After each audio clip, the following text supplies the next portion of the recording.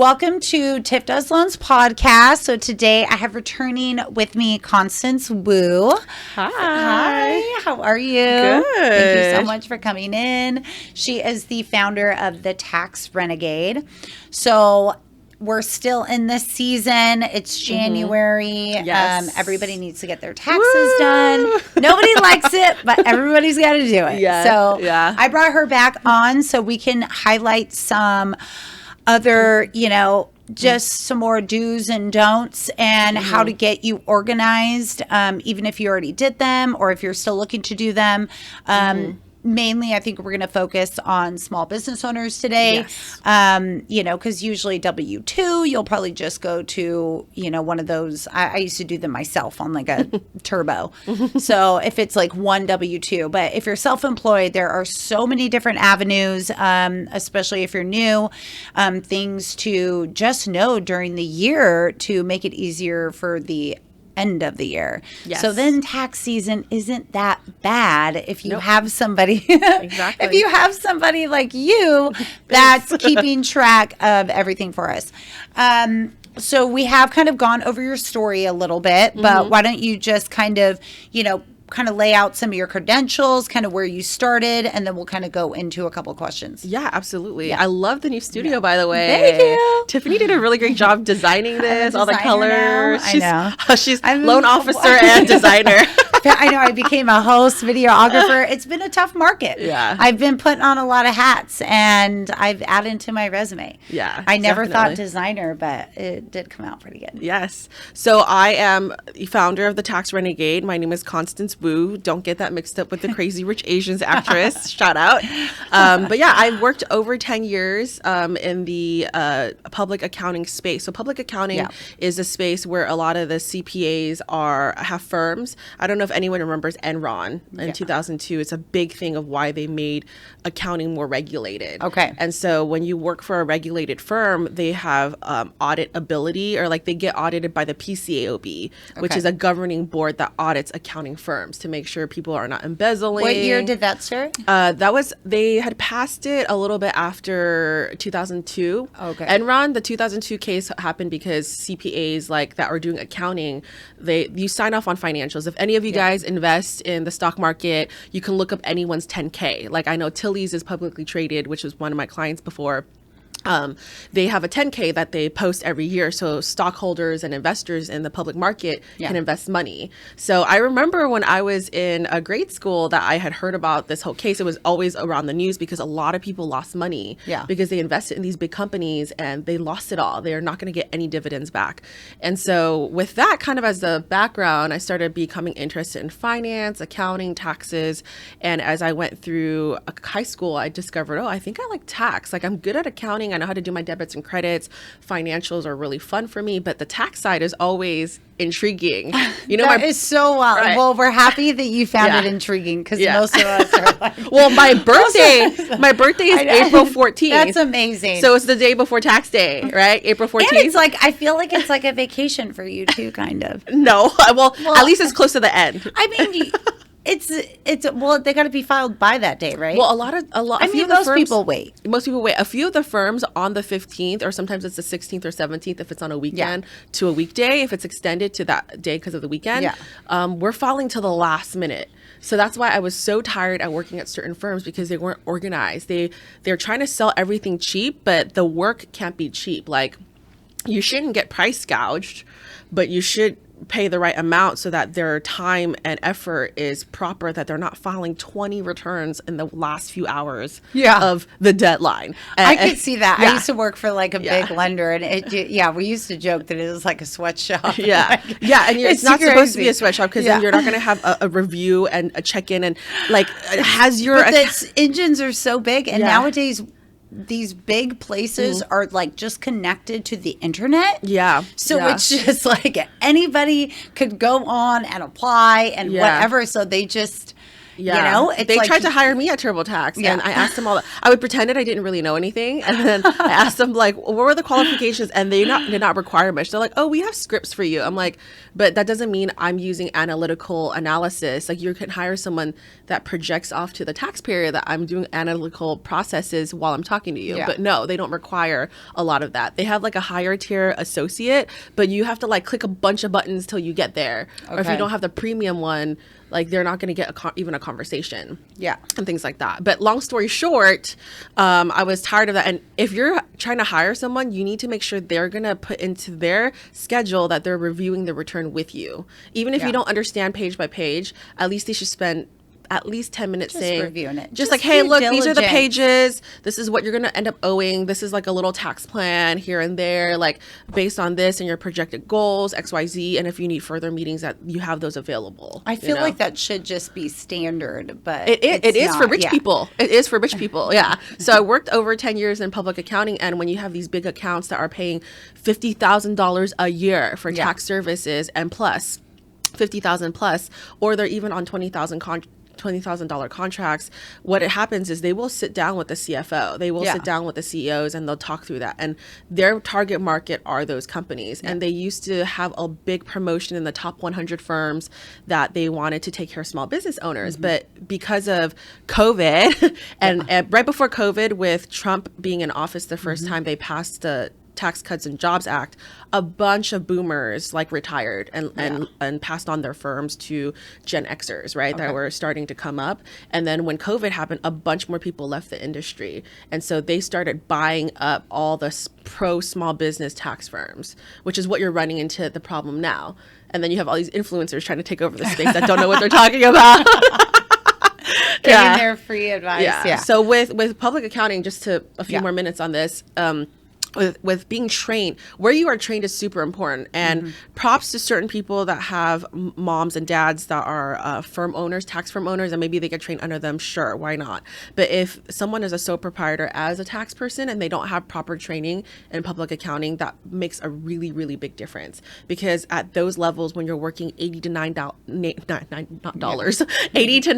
hours, not dollars, 80 to 90 hours a week for several months at the time, and add it up to potentially out of 6 months out of the year, it adds up to a lot of valuable hours that are like you're high level, stressed out, and it's a good thing in some sense because you're getting trained to think fast, to solve problems, to look at many different things. You're able to switch from working on an LLC to an S Corp to a C Corp, able to contact the client and explain things, able to even delegate to your own associate. So there's a lot of value. It definitely helped. Like, I feel like that too with me, I started at the big lender. So, but now, now I chose to be at a broker to where I could really give more one-on-one service, but I got so much like experience. Like I could look at or somebody can pitch me a scenario and I'm gonna like, I could already see down the road, like, okay, this is probably gonna pop up. Like these are the things, because I did put like thousands, even in a couple of years,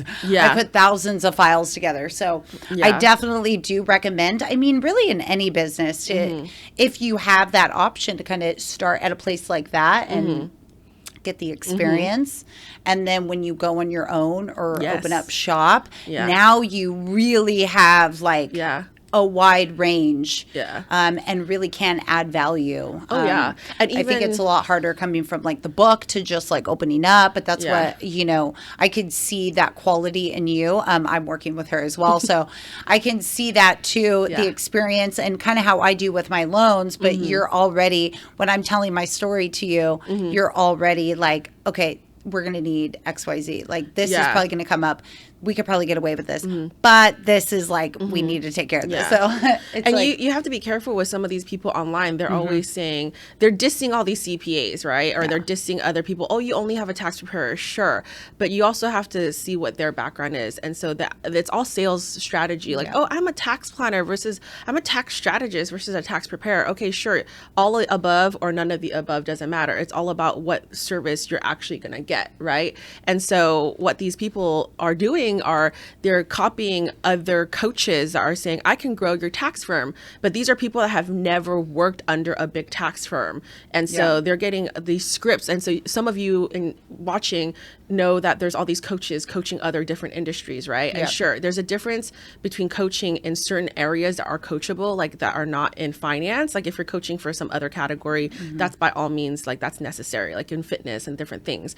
But if you're coaching someone that's never really worked under certain financial people in a brokerage or big lenders, like they're not going to get the right legal and proper ethical things training, because every year you have to do ethics and stuff like that as a professional service provider. Exactly. And so those things that what people, they're copying scripts, and I've watched not thousands, but I've watched a couple hundred people online. Like sometimes some of my time spent while I'm like watching TV is scrolling. And when I scroll, we all scroll, right? But I mean, I spend like an hour to two listening to continuing professional education. But when I do have time, I scroll and I see all these influencers that are promoting their tax business, and it's all the same script. If you actually listen to it, it's all the same script of sales. And like they're getting coached. They probably downloaded it. There are three businesses that are coming to CPA firms or tax firms and saying, hey, like I can help you scale, and this is the method. And then they're giving them all the same script and sales strategies.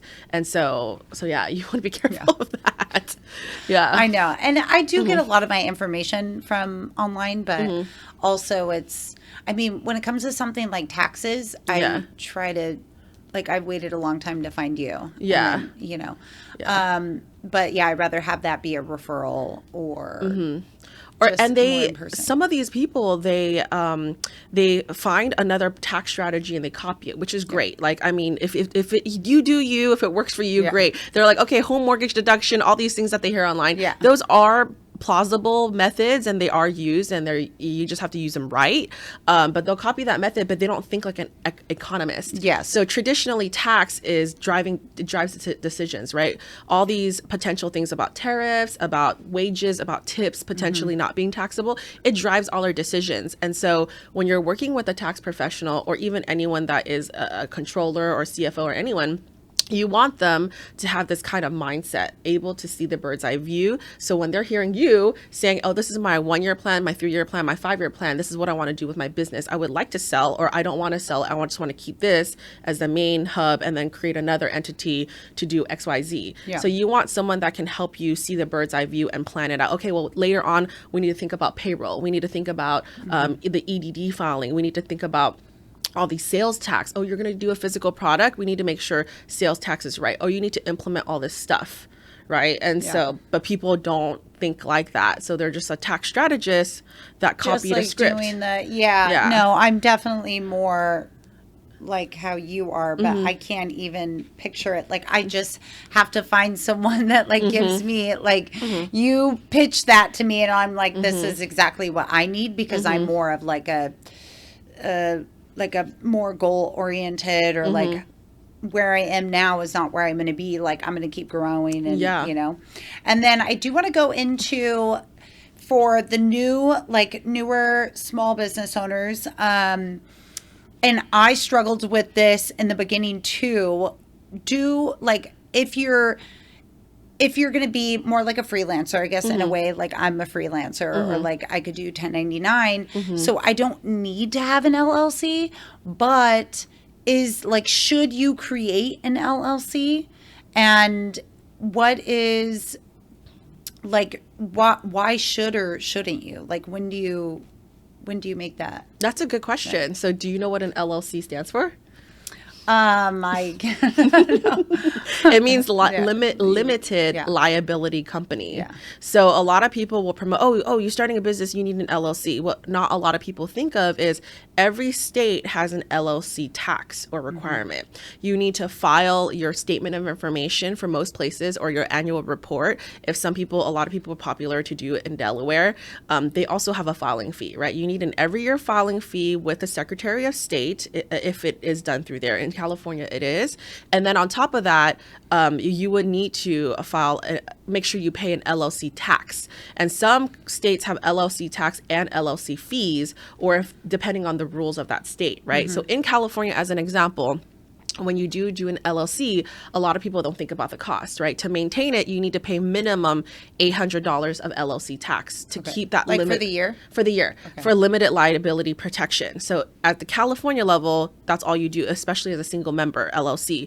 That's what you do. If you're making a certain threshold of income, the LLC fee comes into play. It's saying like, oh, you're making over $250,000 in gross receipts. Like, we're going to tack on an additional fee on top of that. As long as you're safe in the threshold, no problem. And so it's based on gross receipts, and different states have different rules. So you want to, work with someone that knows things, especially if you're going to sell out of state eventually. Yeah. So LLCs help protect you. Yep. It's a limited liability for your assets. So you're pretty much trying to protect your personal assets versus because I know when we do it in real estate, like with the property, especially if you're going to have renters in there, or if you're going to be doing them out of state, I always recommend it, just because they're not going to be on, or maybe not as involved with the renters. So if somebody did want to sue or what have you, I always tell them it's probably a good time to get the LLC, but when it's attached to your business, same kind of thing. So if you have a business and you have a product and someone's trying to sue you, that's when it's not going to get to your and you have different taxpayers with different assumption of risk, right? You have taxpayers that are like, oh, I don't care about separating it because it's not a big deal. I'm just freelancing a little bit and I have no liability exposure, aka there's contracts in place. Like, certain people have multiple contracts, so there's always waivers in there that you have the person doing business with you sign. If you're selling a physical product and your website has all these disclaimers and refund policies and other stuff, or there's that's why when you click through online purchase, read everything. Because then sometimes you can't even sue the business up to the owner. You can only sue up to their insurance coverage. So it really depends on what you're actually doing. That's why you need to talk through it with someone. But I've had worked with people that their risk assumption is very high. Like, they're risky people, which I'm fine with. Like, if they want to be risky, it's fine. They're like, I don't need an LLC. I don't want to pay $800. I don't even know. I'm testing out a side hustle. Sure. And if there's no liability protection. Others are like, I only really have a car, and it's like, it's like a janky car. So like, there's I no haven't use. done mine yet. Even if someone sued me, I literally have no money in the bank. So some people are like, it doesn't really matter. But others, because they want to come off professionally, if you have an LLC behind your name, like you have an ABC company, LLC, and you have a bank account, you have something, someone Zells to your bank business and it says your business name and it makes you look good, then it's a benefit, right? To be able to have that. The benefit, some people will pay for the LLC because they just want to hog a business name. They don't want other people to do DBAs or anything like that. Like, it's already hogged. So it really just depends. So I would recommend people that have cars, that have houses, that have certain types of assets to separate it, so that or building or a building, to separate. That's why it's very popular in real estate for people to hold a separate building and a separate LLC. But if it goes to the same owner at the top, it just really depends on what type of lawsuit. I feel like most investors don't. Yes, they're supposed to, but most will clump a bunch in one. But you're supposed to do like an LLC. It depends on your business deals, though. Some people will clump it for certain benefits. Like, if they're operating a multi-apartment building and there's 3 of them and they keep it under one LLC because they're eventually going to sell it really quick and they want to do a 1031 under the same umbrella, then they might do that too. So it really depends on your business goals, what you want to assume as a risk, and then what you want to pay. And so and then what about if when is that part, like, when is that maybe that light bulb in your career or as a small business owner that you should transition? Like, what should we be thinking when we should transition to an S corp? Like, what's that? That's important. So let's talk about LLCs. Let's just backtrack a little bit before we get to that, about the benefits, because they have similar benefits as far as pass-through tax goes. So when you're a C Corp, a lot of people think about that. When you're a C Corp and you're, like, let's say the CEO, and you have income. And so the income in the business as a C Corp gets taxed at the federal level at 21% right now until it sunsets from the rate from the TCJA Act. And you get taxed at the state level. So you have two taxes to pay for C Corp. You have the federal and then you have the state. And then if you get a payroll W-2 as the CEO, you have to pay your payroll taxes that gets withheld, right? Yep. And then if you have dividends, then you get a tax on that too. So you see a lot of different layers going there. So that's why a lot of people go to S Corp. But the way S Corps work is very similar to LLCs, where it passes through to the owner. Okay. So you kind of eliminate that, what we call double taxation. So LLCs are a little different in sense that they have self-employment tax imposed, whereas the self-employment tax is not imposed in an S Corp because you're already paying it through some of the wages that are the requirement. Got it. So LLC, if you're an LLC, you cannot pay yourself wages. Like you can't just like deduct it as wages. You can't, become a W-2. You have to be an S Corp for that. Yeah, you have to be an S Corp for that. And so the benefits are that it passes through the income or loss to the owner. And you can basically use things like home office deduction, self-employment, health insurance. Health insurance is different when you're an S Corp. There's different things like collecting business expenses that are like your mileage and things like that. And it's a little more freedom than, I wouldn't say freedom, but it's a different type of like requirement of documentation than an S Corp. Do you have to have employees to transition to an S Corp? No, you don't. You don't. You can be the only one. So there's single owner S Corps are the most favored because it's 100% owned. Yep. You can take benefit of. That would be like if I did it. Yeah. Exactly. Okay. A lot of service professionals like to do that, and then they just hire contractors, a few contractors here and there, and then maybe one or two employees. The most important thing about an S Corp is that you do have to provide the same benefits, or your benefits are not certain deductible. So they call it fringe benefits for owners. When you're an owner, there's certain rules about benefits. You could deduct it in a standard book financial, but then for taxes, there might be certain percentage that can't be used for tax, or you have to add something back. So going back to the LLC benefit, so that passes through, and a lot of people don't like LLCs when they're at a higher income level because that self-employment tax will never go away. Yeah. So if you make then you don't have it on the S Corp. So for example, if you have self-employment tax going to your 1040, you're not going to be able to deduct that tax for your business. But in an S Corp, you're deducting it for yourself as an employee and all the employees that work with you. Okay. But you are still paying that payroll tax, right? Okay. So it's going somewhere, but that payroll tax is deductible. Whereas for the self-employment tax, it's not. It's just like something you would just have to pay out of pocket in your 1040. And it's not counted towards your deductions of your Schedule C. Yeah. So a lot of people will turn into an S Corp when they make about $50,000. But even then, you have to ask the taxpayer, hey, do you want to convert now, or do you want to convert at the $100,000 mark? Because some people, it's not worth it in the long run because they have to do all these other. If it's not consistent. Because you have a 1.5% in California as an S Corp, you have a 1.5% tax.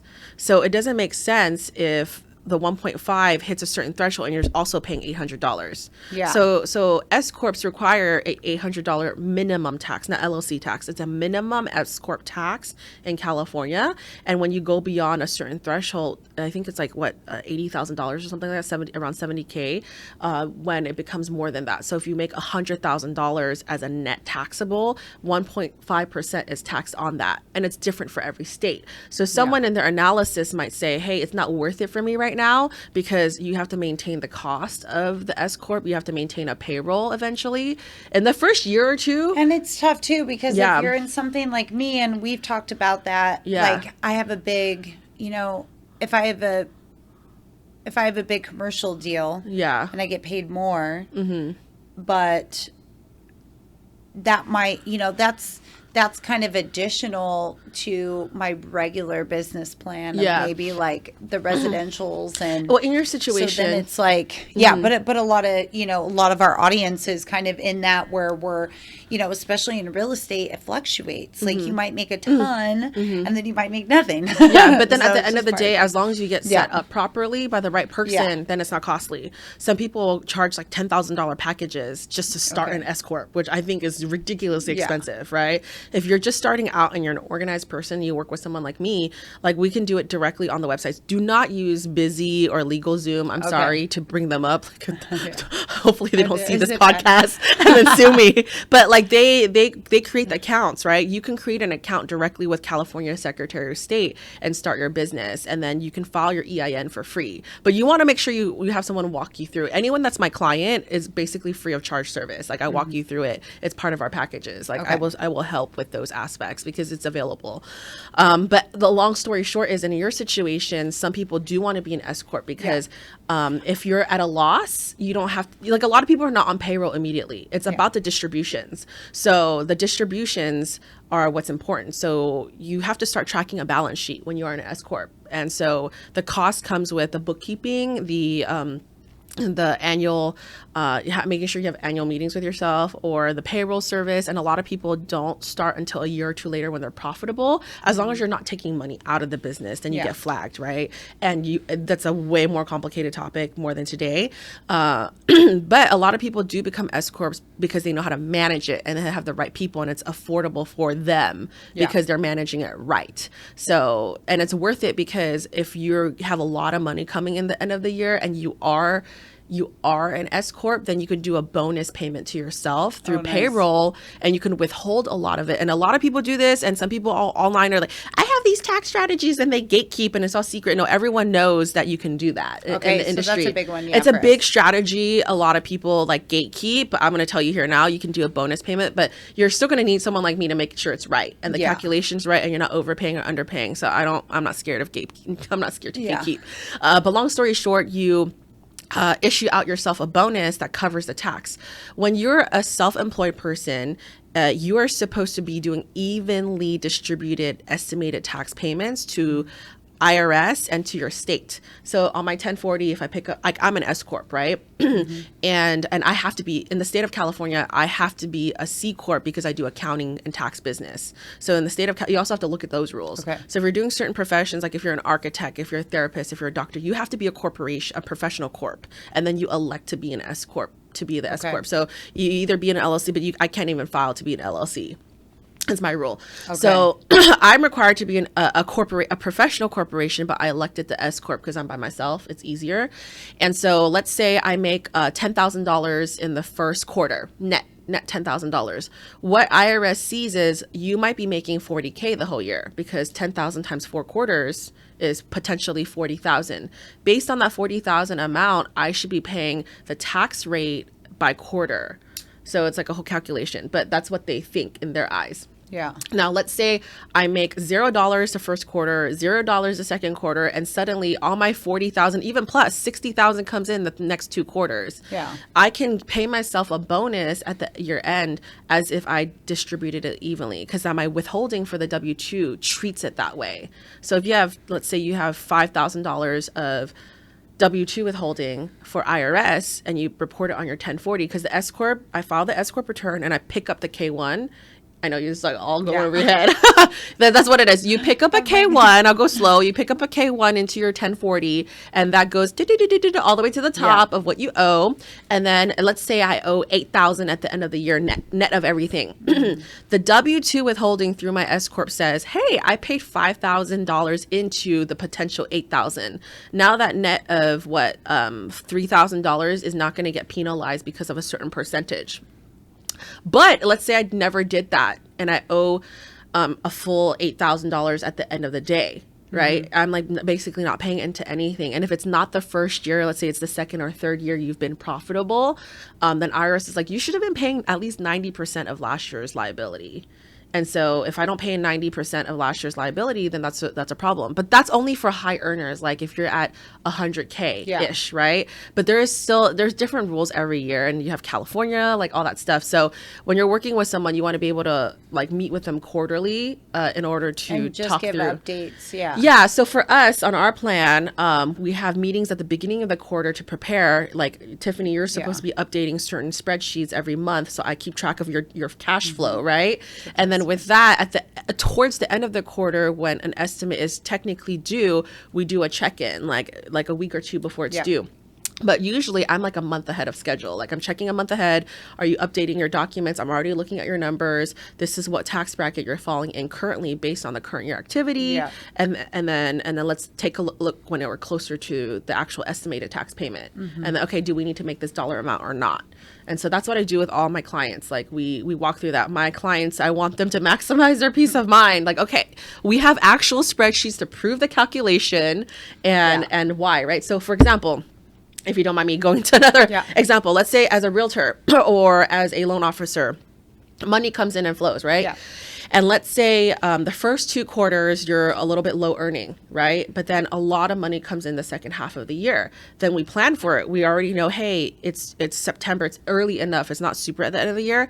In September, we can already plan for, okay, then we can afford this and this. And there we have a list of expenses we're already waiting to make. And so we can even bring down the tax liability from the expenses. But you don't want to spend stuff just to spend stuff. A lot of people in the internet that are tax strategists, they're like, oh, these are retirement planning, da da da. But then you have no cash flow. You're putting all your money into a 401k or some kind of thing that you're going to get penalized when you have no cash, right? So they lead them down like a inaccurate or incomplete, or just maybe like a more old school. Like, is it just some people will say, oh, like we have an these older method, kind of maybe an older method that did the method change a little bit? Like, is there a better way? Okay. It depends. So let's say, for example, if you have no cash flow and someone's encouraging you to put all your money into a certain investment and then something happens and you pull that investment and you get penalized, right? Like it happens with a lot of people with 401ks or certain, like if they have a Roth. I got penalized, if you have a Roth IRA. I took out my Roth. So some people, you have to ask people thoroughly with questions. But it's not, it's like a tax. I'm penalized like by on my tax. You're on your tax. Yeah, so of this year. So I took out money last year. And then, I don't know if I told you that. Yeah, we need to work on that. But long story short, let's say your money comes in towards the end of the year. You want to make sure your tax professionals or your bookkeepers are on track on that and tracking it. And then that way you have that discussion. Okay, what are our scenarios here? What is on the table, what we want to do on our variables? Oh, we already had expenses we already planned for, and now the cash is in. Cool. Let's spend on that we needed. Oh, we don't have expenses to make. Okay, we might need to do a bonus towards the end of the year, but let's look closer in November, December to see what that dollar amount is. So there's a lot of tax. That's what proper tax planning and strategy is. It's like making sure your client is not led down a path just because you want at the end of the day to say, oh, I saved you this much money. Yeah. And even then, IRS is coming up with certain new rules in Circular 230. So do you want to know what Circular 230 is? Yes. Okay. So what does it sound like? What do you think? Sounds cool? Circular 230. Because I'm talking a lot. I have no idea. I just hear circle. Okay, circle. So Circular 230 is not a shape. It's a regulation and a rule that the IRS has. Anyone that practices before the IRS, they call it tax practitioners, that are able to file returns and represent and stuff like that. Circular 230 is the ethics and like regulation of our profession under the IRS. So it says like you can do certain things, you can't do certain things, right? Certain things have to be done by lawyers, and then this is what we can do as tax practitioners. Yeah. And so Circular 230 has certain rules. They are revising it in the upcoming year because too many people online are saying, I can save you $50,000 or your money back. And they don't want taxpayers to be scammed. So what people will do is like, oh, if you pay me $10,000 to do your tax returns and I will save you X amount. And they lie. They like literally run fake numbers and they say that they saved you a certain amount. Yeah. And so that's called contingency fees, right? You have lawyers that do contingency fees, and they're their profession is reasonable because they're taking on pro bono. Like they're technically taking on a case without being paid. Yeah. And then if it takes like hundreds of hours to do, and then they win a certain amount, then they get some, they get a certain percentage. But there's a lot of people that go out there, oh, if I save you $100,000 in taxes, you pay me X amount. But they could be like making the numbers funny, and then that leads to tax preparers and tax practitioners doing aggressively tax fraudulent activities. Yeah. It sounds fraudulent. It sounds fraudulent, right? Like, but a lot of people don't think that way. It sounds like, yeah, if it sounds too good to be true or it sounds shady, I mean, at this point, it is. I mean, hopefully, Like, but just I don't get do messages it, all yeah. the time. I get people forwarding me stuff. Hey, do you do this? And I'm like, Yeah. this is literally from one of the social media influencers that I Yeah. flag as a red flag. Yeah, you know, I get messages all the, hey, Constance, what do you think about this person that takes vacation? You know, I posted something a couple of weeks ago about like, oh, you can put your family on the board and you can take a vacation and call it a board meeting and then expense everything. That is not ordinary and necessary under the law. Yeah. And so, but people But still there's something that can you do that? Like, is it real or like if there's employees and you're okay, let's say you're a corp or you're Because S I've heard a corp. couple. Yeah, there's one about hosting like a holiday party. Yeah, Like, those are okay. Those are reasonable. Those ones are good. But it's like if through you're the your only house, and then you could like rent out your house. Yeah. Like, If you're okay, the I've seen only those. owner, if you're the only Yeah. owner and you're putting all your family, that is really sus. Like you're gonna red flag audit. And if IRS thinks you're fraudulent, they can actually audit you back 10 years. I thought it was 3. It's 10. When they flag you, okay, so they can audit you 3 years if it's just minimal stuff. Like, Yeah. oh, we're going to ask you to pay back taxes because you calculated something inaccurately. Like, oh, Yeah. there was an extra 1099 you missed. Sure, like if they're not flagging it as tax fraud, but if they're flagging you as potential criminal or potential tax scam But yeah, or potential that's tax fraud. like not really like the standard person, No. right? Like, Oh, if but you you'd be have jets surprised. and stuff. Oh, you'd then be maybe. surprised. Well, nowadays with the new tax influencers coming out, I feel like more and more people are going to be susceptible to audits. Oh, because if they know what we're listening to, Yes. and what we're trying to do, because we're basically everyone's just putting it all over the internet. yeah, and the thing is, we don't keep anything private anymore. I'll just Yeah. call them influencer 1 and influencer 2. You can DM me if you really want to know who they are. But influencer 1 and I will show you the receipts on this. So influencer 1 and influencer 2. So we're just gonna I1 and I2, like thing Okay, 1 and yeah. thing 2. Yeah, I1 and I2. Influencer 1 and influencer 2, they're really aggressive, right? Yeah. So let's say I think one of them has had their own company for maybe 5 years, and the other one maybe almost 8. But I'm not exactly sure. One of them took their enrolled agents exam and immediately started practicing. And what happened here, because I don't want to get sued, that's why I'm not going to name them. Yeah, don't do But this influencer, what they do is they promote all these tax strategies. This person has courses and you buy like $300 for the course and there is not even legitimate stuff. Like I have sat in multiple of these free sales and I listen to them like every different month to see how consistent this person is.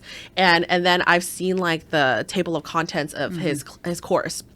And so this person's making money from the high volume sales of a course, right? Okay. And then when he's working one-on-one, they qualify you. They only want to work with people that have 150K and up. And some of them only want to work with 500K up earners. Okay. Because they have the flexibility to do some of these the strategies. courses for taxpayers. Taxpayers. These are for or, like, taxpayers. people trying to get into tax. This is for taxpayers. Like, oh, you can Okay. do your own taxes as a sole proprietor. So level 1 is all these Like crazy $300. Yeah, but think about like 50 people buying that, right? $300. Yeah, but that's still. I feel like when I would do them by myself, I wouldn't. Pay that No, much. no, I will give free education. Like, I don't care. You know, like I am coming up with something for free for people. So listen in. So basically anyway, so this person at the first layer of the income stream is these courses, right? Yeah. And then so people are at lower tax brackets that want to be aggressive. And then this person funnels them into a separate business that they own for Airbnb. Oh, you have some cash, you have 50,000, you can get into an Airbnb business and my whole team will set everything up for you,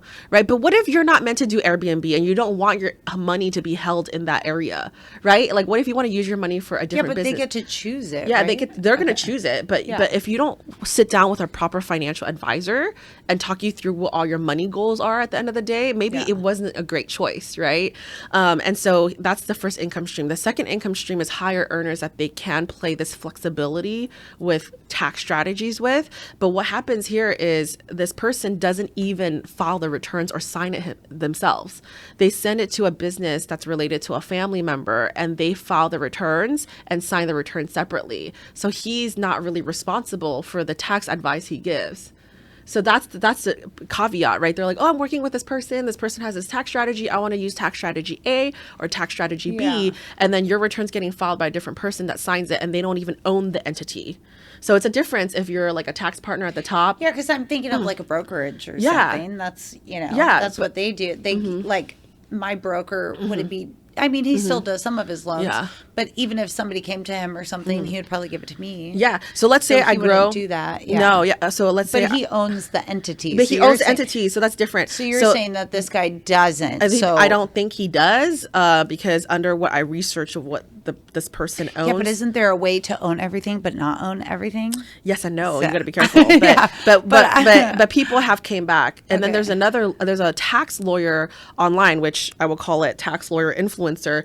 This person promotes a bunch of stuff, and I talked about this last time. This person promotes a bunch of like, I'm a lawyer, so I know taxes. So, Yeah. but the law is so big. Title 26 is the law of tax within the entire Constitution. So the Constitution is so big, you have specialty lawyers that do patents, that do mergers and acquisitions and do things. So how can you be like an everything lawyer? I can't be an everything tax person. I'm not going to touch state and local tax. Everything lawyer. Well, yeah, usually there you have one. You have so some he's specialties. not just a tax lawyer? So he started off in business law, and then he dabbled into tax in recent years. And yeah, they can look up the code, but in accounting firms, we used to joke that we didn't like tax lawyers because they were not the ones working in the forms. They would just say, oh, this code section, you can do this. I'm like, but when you do the nitty gritty at the end of the day and you put in the numbers, it doesn't flow the way that your concept is saying. So tax lawyers are really great to defend like certain court cases. If you're taking a certain position, they can defend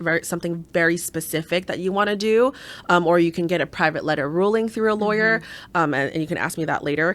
But this person does this stuff and he promotes it. So he had a tax business and a tax company, and what had happened was my client used this person 8 to 10 years ago to start a business because they hired this lawyer to do an S corp, to start an S corp. Tax people are cheaper. Use a tax person to start your S corp, and we have to file the forms anyway. But if you want a lawyer for peace of mind, use them too. Yeah. So they started the S corp for him, my client, and then they advised him something specific, like, oh, if you don't make a certain amount, you might not need to file your taxes. Da da da da. And then they went like, be on your merry way since you're not buying any of our products. And so my taxpayer, a client, went along, dilly-dallied, and did his own thing in his business. He wasn't making crazy amounts, but he didn't file certain returns because that tax lawyer influencer one's company said that to do.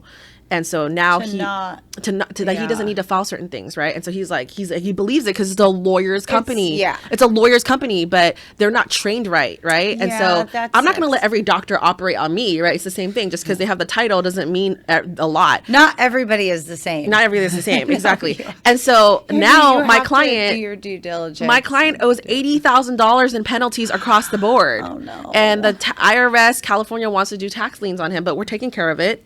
Right, we're taking care of it. But he became my client recently because of the situation. And even then, this client's friend, who was a CPA, filed the tax returns, but didn't know to do it a backdated way that you can make sure everything's under the same umbrella, turned in at the same time. But now it's a mess. But long story short, what were we talking about? Long story short, vet your people. It's all about the experience and what they do. So if you're at a certain risk level, make sure your person is a little more conservative. Yes. Because I do let certain taxpayers do a little bit more risk type of activities, but it's within reason. It's like, okay, if you're okay with IRS coming back and telling you owe a difference, sure, why not? If you just want to take care of filing it right now, it's okay. But you want to make sure you find someone that's not as risky as you are, because both of you are going to go to jail. I'm sorry. Yeah, isn't that intriguing? What are your thoughts?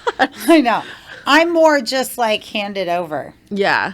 So, and I mean, I can see, I don't know, I can see how important it is to, follow along, like picking the information, but I still am a big believer, like, you got to do your research. Oh, yeah. So it's like, yes, I get everything online and, so and I learn everything through there, but I think it's really important to, do some I don't buy like a lot of those courses and stuff, but if they're good information, I'll follow them for a while and kind of watch their business grow and their career. But yeah, I mean, it's tricky. It's just like anything in life. Like you got to vet. I'll give you an example of what we talked about earlier about the difference being trained at different places, right? Yeah. So in the big four firms, I wasn't trained there, but I was trained in the top 10 and the top 50. And so in those top 100 firms, when a client asks about something, let's say we're taking a position on, a really popular one is the de minimis safe harbor for equipment, right? If anything's under $2,000, I think it's $2,500 now for the threshold, you buy a laptop for $1,000 or more, you could fully expense it. It's an election that comes with the return, right? Yeah. And if a client wants to ask, hey, what did you do? I'm able to furnish you with my proof, right? And so the difference between, you don't need to research everything yourself, but if you're working with someone, you can say, hey, can you send me the research on this? Every tax professional should have the ability to print the code out, a certain section, and explain it to you. And if there's revenue procedures, and so revenue procedures or IRS notices are what is stemmed off of the basics. So think about the law code, the IRS Title 26 as like the foundation, right? You have the foundation, and anything that's a leaf or a branch off of it is something in a revenue procedure or in a IRS notice, or if you find other private letter rulings that allowed other taxpayers to do something, then you can probably use that as a stance. But they should be able to send you something, right? So if someone were to ask me in 2021, the year 2020 and 2021, all the restaurants were doing, you're allowed to buy meals from restaurants 100% deductible. The rule is 50% non-deductible. So there was an IRS notice that came out through the COVID stuff. Yeah. And so then if you were to ask me as a business owner, hey, can you show me? Bam, I can send you the PDF. Yeah. You know, so that's the difference. So you don't have to research everything yourself, but your tax professional should be able to look something up to you and furnish it to you as part of what they do working with you. Yeah, I wouldn't even go as far. Like I would trust. Yeah. But I've always gone to bigger corporations and my, I was W-2.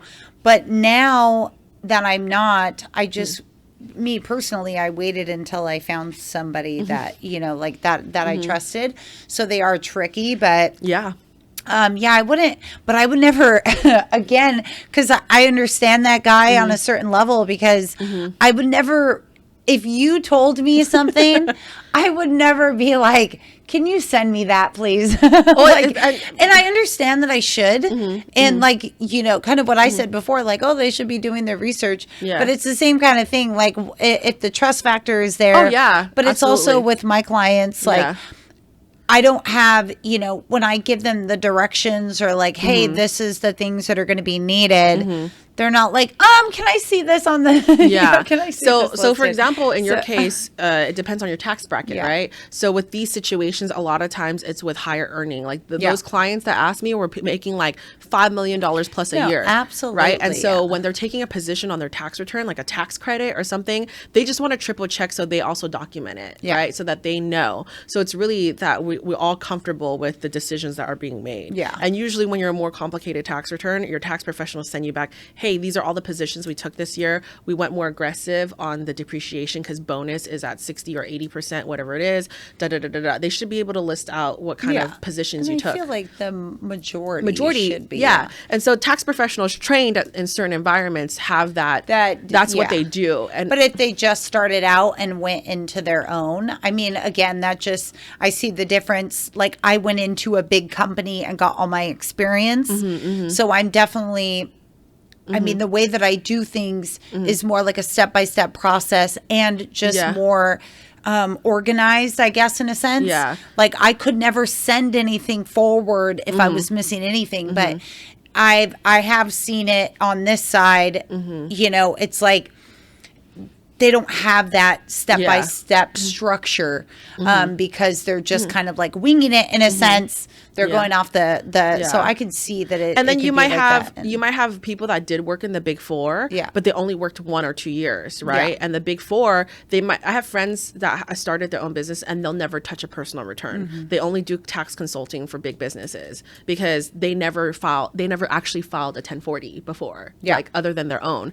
And then you might have people that work in the Big Four and they work in consulting or audit and they jump into tax after they left the firm. So they never actually still got training. So do look at people's history. Yeah. Okay, so you were talking about the self-employment tax earlier. So why don't you kind of extend on that a little more? So self-employment tax we talked about is when you're an LLC or a multiple member LLC that picks up a K-1, or you're a Schedule C filer, sole proprietor, which you are. And so what the self-employment tax is, a lot of people think like, oh, I only made $10,000 this year, so like my standard deduction is going to wipe it out and I'm not going to owe anything. That is wrong, right? We could talk about more misconceptions too. And so that is absolutely wrong, because if you have a net taxable of $10,000 and you're filing on your Schedule C, you did all your numbers and it comes down to $10,000, right? And as a taxpayer, you have a standard deduction of $14,000, right? And so you're like, oh, $14,000 is greater than $10,000, so I don't owe any tax. That's wrong, because if you have a net of $10,000, you are still subject to self-employment tax on top of income tax. So you might have the net zero for your quote quote your AGI, your adjusted gross income goes down to like your adjusted gross income goes down to $10,000, or you have a little bit of a deduction with self-employment tax. And so let's say it goes down because of a $706 tax. So you have now 9,000 something, right? And then you have a taxable income of zero because you do AGI minus your standard deduction. So you got it down to zero for taxable income. So you think, oh, my taxable income is zero, so I don't need to pay tax. But you have a couple lines in that tax section which says now you're going to also pay self-employment tax of 15.3%, which in my example adds up to $1,400. So a lot of people don't plan for that. They're like, oh, I made this much. My standard deduction is going to wipe it out, or I have itemized deductions. But if you have a little, even a $5,000 gain or like net of your self-employment, you're going to pay self-employment tax no matter what. Yeah. So that's that's everywhere. Yeah, that's everywhere. So people don't plan for that. So they're like, oh, I have zero. That's a misconception. Just because you have zero, but if you have like even $2,000 as a gain, you're going to pay a couple $100. You're still going to pay a couple $100. I mean, I feel like we're used to, we know we're going to pay. Yeah. But that's, even if you don't make anything, I mean, we're at the point where like, we know that there's going to be some. But some people don't. Some people like, oh, I thought I'm not going to pay anything because I'm self-employed and I didn't make any income this year. Yeah. But unless the number is a negative number, as long as it's any number of positive, you're still going to pay something. Well, and I feel like in the first year, it could be negative if you didn't bring in a check and then you paid for stuff, right? Yeah. If it's negative. Yeah. Then you're fine. Then you don't have to pay it. I'm surprised actually that they didn't make you more negative. Yeah. Well, the thing is, you don't want to become more negative because if it's unreasonable. No, but I'm saying you're going to get audited. I'm surprised that even if it's negative, that they're still not making you charge that, because wouldn't they just put you more negative? I feel like that's just how everything else works. Yeah, but they also say, right, if you have negative amount on your Schedule C every year for 5 years, that's also a good red flag for an IRS audit. So some tax professional, like when you're working with a tax preparer, so they're like, oh, this is your third year, like we can't be too negative, let's like have only a $5,000 gain, but you're still gonna pay, because that will flag it too. Like, why are you still in business? But the thing is, then they want to see what you're doing more, like, okay, more close, they will want to see more closely. But as long as you have proof and it's your 5th year doing this and you're still negative because you are, then that's okay. That's what I mean. So sometimes people will be too aggressive with their expenses too. And you're like, as long as you can prove the last few years, then you're good. As long as it's reasonable. I wouldn't want to be negative, but I understand a lot of people write everything off. Like it's the same thing. Most people, I mean, when it's coming to getting a loan, a lot of self-employed, I mean, it's really about choosing where you want to put your money.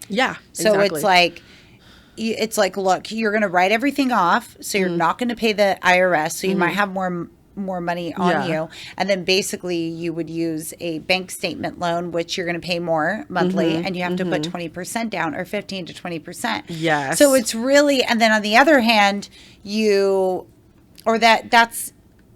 the other hand, then you won't write anything off, and now you can show money on your taxes, and you can get a regular traditional loan, but now you're still paying all that money to the taxes. So it's really like balancing it, like what's more important to you. Like you can do a traditional way and pay more to taxes, or you can write everything off and then put that into your equity. I feel like what most self-employed, you're going to pay a little more, but ultimately they're going to kind of balance out. So it's really like what works best for you. Some people want to show it on the taxes that they make that, and others are like, no, I'd rather it go to my equity type thing.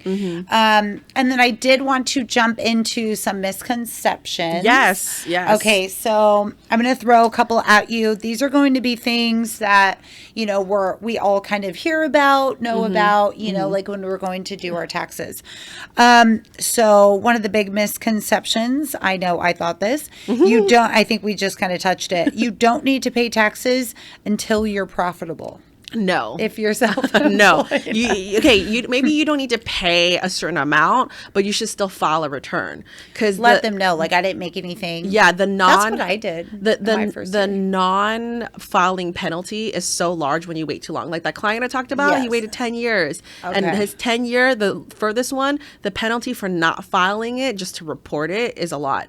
And I would recommend people, even if you have a 1040 that is not making money, still file a zero return. Even if you started a business last year and you're not making money. Yeah. Mine was like 6 months. Yeah. Even if it's a single member LLC, an LLC, or an S Corp, file a zero return. Put zeros on it, put your ownership, and put your EIN, because that way no one can steal your information. Okay. So if you file, like when I was unemployed, I went to a program for a year and I filed zero taxes because I was like, I don't want anyone using my Social Security by accident. Because sometimes people will randomly put in numbers and see if they can file it. So if you have a paper trail with the IRS, then hopefully you don't get your identity stolen and you can prove things. Wild. Yeah. Okay, and the next one, you can deduct everything. So this is like clothes, grocery, not clothes, not grocery. The clothing rule as a debunking is because I thought that clothing you could to a certain extent, like I have to scrubs wear a ton of different outfits. What about my podcast? I've had to buy like a ton of jackets. So if you are in the business of media, right? If if your main business is media, certain clothing, it depends, could right? Possibly. It depends. But the main rule, there are a couple of rules, is it needs to be necessary for the business, necessary. So it's like a doctor cannot not wear scrubs, right? Like certain things, right? It has to be necessary.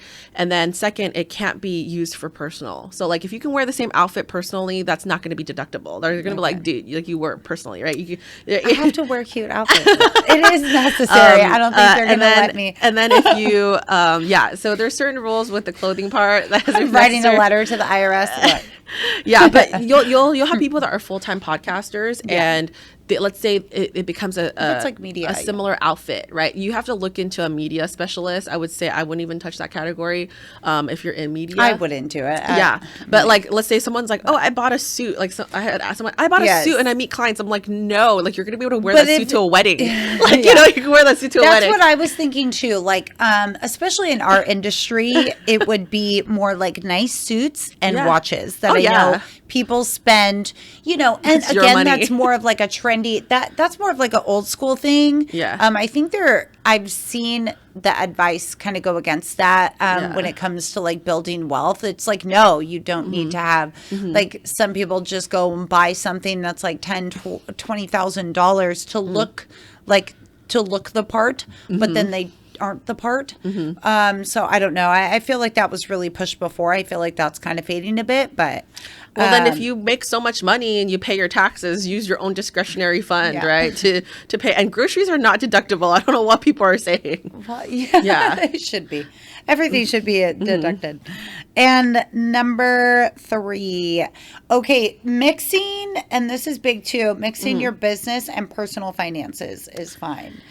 Yeah, I recommend not doing it. Okay. There are some people that use a personal, like when I first started my business, I used my personal credit card a few times, but I logged it, I saved the receipts, I submitted it to my business. So I wrote an email from my personal email to my business email saying, hey, I spent this money, this is the receipt. And then my business reimbursed me for the money, right? What if you get like Venmos and stuff for your business? Yeah, you need to keep track of that. You want it make sure that you have like a separate account. Yeah, like I would recommend a separate account, but if it's not separate yet, as long as things are documented, it's okay if it's the first year, like you have time, right? If you're first year, get your beep together, right? Yeah. But then try to do it not as much as possible, because your corporate veil will tear, and then maybe your liability protection is not there. Yeah. Yeah. And then you don't need to keep receipts if you use a credit card. So That is I'm like that wrong. too. That is wrong. What if it's like so I pay for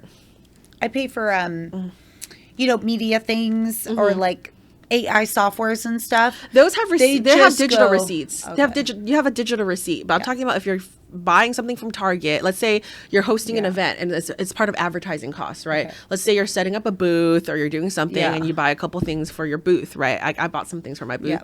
and I have a physical receipt from Target. I'm gonna have a picture of it, and you can have a digital copy. So I took a picture of it and I have it in my files, and it's linked to my expense. Yeah. So you want to have that because they want to see the itemized stuff. But when it's a digital Yeah, one, but you love taxes and doing no, this. it's not. I don't like it. you- I actually personally, I have my own bookkeeper. But you Okay. okay, yeah, I but you have. love this I like the stuff. tax stuff when I'm analyzing. I'm coming up with plans and I file the return. I don't like bookkeeping. So I even have my own bookkeeper do I submit all my stuff. Hey, can you just organize this for me? I even do that, right? And so yeah, you need copies of receipts as much as possible. Do the digital one. There's a lot of apps that help you take pictures of them so that you have copies. That's just so that you're ready for an audit. Like you should be ready for an audit. I can see If that. it's under a certain dollar amount, like let's say you got you got something, like a standard little supply. Let's say you got paper to print, right, for the office, and you forgot the receipt, but it's your bank statement, and it's only like $10. Okay, maybe okay to not have a receipt, but don't do that. I wouldn't do that often. Yeah. Things like meals and meals deductions is 50%. So always keep the meals those ones just in case. because they want to see if it's reasonable or not. Things like that. And estimated taxes is optional. No. Well, yes, if you want to accrue penalties. If you want to accrue penalties, sure, make it optional I for think you. you need to extend a little on estimated taxes because that's what we did at the beginning of this year, right? Yes. So they want to see like an estimated number So before we file them. Like we haven't filed them yet. We're going to wait. Yeah. But So you for did the Tiffany, if you don't mind me using you as an example, we had discussed what her potential liability was. Like I gave you everything over the phone. She gave me And everything over the phone. She ran the numbers. I ran the numbers. The tax liability was super small, and you didn't owe anything last year, or you owed a small amount. Yeah. So because of that reason, you're not subject to certain penalties. Okay. So because we talked about so it, I'm like in the low bracket. You're in the low bracket, and then you're not subject to certain penalties. So therefore, we made a decision that you would rather keep the cash right now. Okay, yeah. So she said she would rather keep the cash and then wait till we have an accurate number after she submits the real stuff to me, right? After she submits the real numbers to me, then when we have the real number, she can pay into a tax due. Okay. So self-employed people and pass-through business owners and C-Corps even, they're all required to make estimated tax payments. In the beginning of the year? Every quarter. So let's just say you're in the tax bracket of 24% and you do owe money. Like let's say on average, you pay a average $20,000 a year, whether that is through a W-2 or not a W-2. If it's not a W-2 and it's all the $20,000 or through a pass-through, a self-employed or something, what IRS says that $20,000 should have been paid in 4 installments throughout the year. Like you should have been paying like $5,000 in the first quarter, $5,000 in the second quarter, $5,000, and it's different rules for California. So if you're not doing that, they're gonna say you didn't make the April payment. That's the first one. You didn't make the April payment, so now we're gonna put penalties on for all the way from April of last year. So depending on the quarter, they have different tax penalties based on that. Ill, right? So just do it. Just do it, Nike. This is you don't have to file if you make below a certain amount. I guess that kind of goes with if you weren't profitable. If you make more, if you make more in self-employment income, yeah, you should file. But if you make less, you probably don't like. Okay. If you're like some people are in disability or different things, and they only collect like a $50 interest income thing, that's it's only $50. Okay, and this one is last one. If you drive a lot, so I did this year, I had a lot of miles. If you drive a lot or a certain amount of miles, can you write off your car loan under your business, even if the title isn't under? Yeah, you can. But you have to. How many is it? A certain miles? You have to keep in mind there's different rules, right? So if you use, let's say you're using your car 50%. and you can only write off 50% of the loan. But you have to track it. That's why I recommend people. But in my case, you said we can, because I don't really do anything. Yeah, she doesn't do anything. And She's I over live 90. at the beach. She's over 90%. The only time I drive is for business.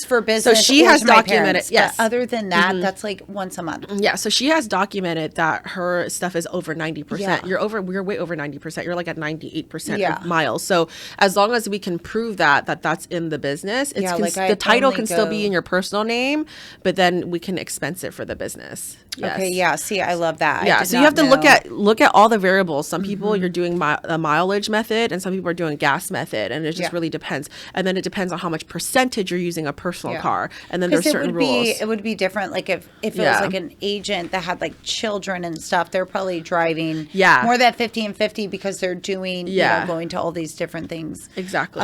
But yeah, for me, I'm like that worked out perfectly. Yeah. And if you're an S corp, you can go on an accountable plan where you do benefits and you reimburse yourself. Yeah, but that's a whole nother day. Yeah. And then, okay, so just final question here, or just for you to give us some advice. What is, I mean, we're already almost February. Okay. So, or right around here in the beginning of the first quarter. So what is their best, if they have not filed their taxes yet, maybe how to best prepare? So I would say be organized, gather all your documents. The easiest thing to do is, if you have same situation as last year, look at what you submitted last year and make sure you have the same exact documents. If you are expecting like K1s, if you have ownership in any type of companies, or you have your trade on the stock exchange and you're waiting for 1099s, and they might get edited, especially if you're and they come later. So if you're invested in publicly traded partnerships, usually those 1099s come in later throughout the year. Like people that are invested in Blackstone and all those things, they come later in the year. So I would estimate to make sure you have a proper extension due. If you have issues with your accounting or anything, I recommend people to extend their return. Make sure you pay on time though. If you have certain amounts due, do pay by March 15th or April 15th, depending on the deadline. But extend so you don't have to do a costly amendment. So amending returns they're a headache. You might amend if it's at the end of the year. Like some people still don't have their act together by October, so they just file the return and then amend at the end of the year a few months later. Yeah. Because sometimes there's certain situations, maybe you're in the middle of the year, you're going through a deal, maybe there's certain mergers or acquisitions, or like your person, like some building caught on fire with your records, right? And that reminds me of, don't forget, for anyone affected by the LA fires, you don't have to have lived there. If your business is there, or if you work there, or certain reasons why you had to evacuate, look into the IRS regs. You're qualified to not make payments and not file certain returns by October. By October. So they're extending everything, but just make sure you're qualified for it. There's automatic for those registered in those areas. Like they have a document of their address. If I don't have documentation, call the IRS number or reach out to apply. Okay. All right, perfect. Well, thank you, Constance. Thank you so much. I'm going to have all of her information below. If you are looking for a CPA or just to help get your business organized, she is coming in a year and a half in mine and getting me organized. So I will have everything below. Thank you so much. Feel free to like, share, comment, subscribe. Thank you.